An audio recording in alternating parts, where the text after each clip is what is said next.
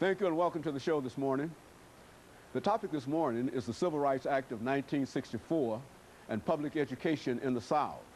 And we have with us to talk about the Civil Rights Act of 1964 and public education in the South, Professor KSanford, a professor in the Department of Sociology at Tennessee State University.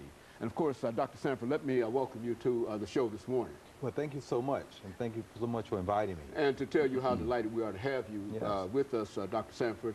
I'm reminded that not long ago you first made your appearance on this show, and you talked about higher education in the 21st century, and of course we've received so many compliments in reference to that particular show. But what we'd like to do today, Dr. Sanford, is to talk about the Civil Rights Act of 1964 and to talk about how that act had some impact upon public education in the South.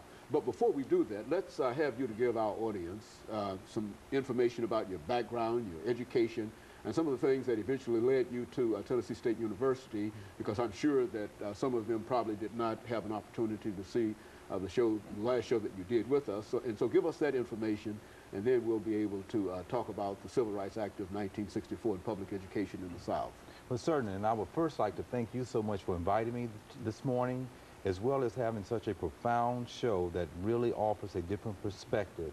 Again, I am E. KSanford, and I presently am associate professor in the Department of Sociology at Tennessee State University. My background is very varied, but I've been in education my entire life.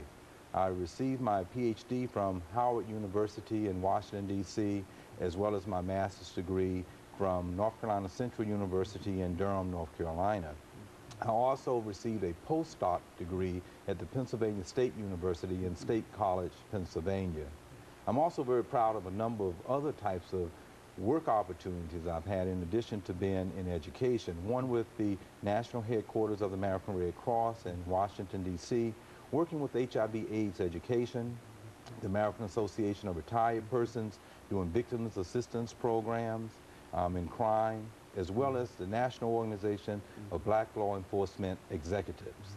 We also had a victim assistance program. And so you've been involved in a whole variety of activities during your career, Dr. Sanford. What we'd like to do is to look at the Civil Rights Act of 1964, Dr. Sanford, as we indicated earlier, and to have you to give us some preliminary statements in reference to where that Act of 1964 stands in reference to the history of the African American in this country. Yes.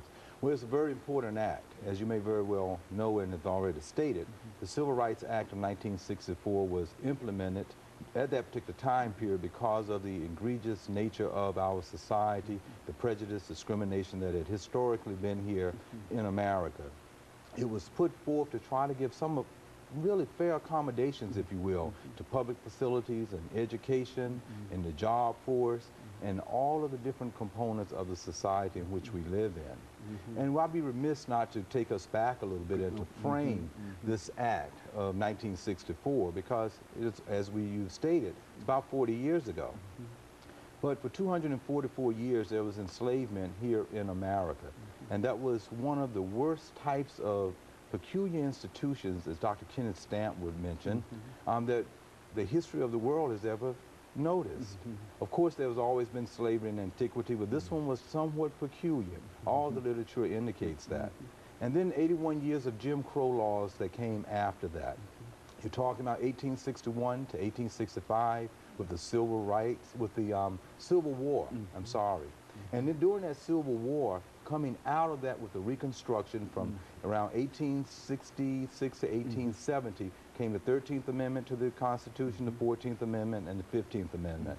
Some of my viewers might not realize or remember, the 13th Amendment actually freed Africans. 14th Amendment gave citizenship rights, and the 15th Amendment gave the right to vote. So an excellent question would be, why are we talking about the Civil Rights Act of 1964? Yeah, good, very good. And of course, Dr. Sanford, we're getting ready, and we'll talk about that when we come back during this second segment, because we're getting ready for the first commercial break. Okay. But I think that what you've done here, you've laid a very fertile foundation to talk about this Act of 1964, because the question, as you indicated, is almost natural. That is, if the 13th Amendment was freed Africans and the 14th Amendment gave them, quote, civil rights, then why another right? And that will allow you, I think, to come back to talk about some of the activities in that particular period that kept Africans from enjoying all of the rights that they were accorded in the Civil Rights Act of 1866, I think that's. And of course, we're making preparations for our first commercial break, and we'll be back with our audience following this very, very short commercial break.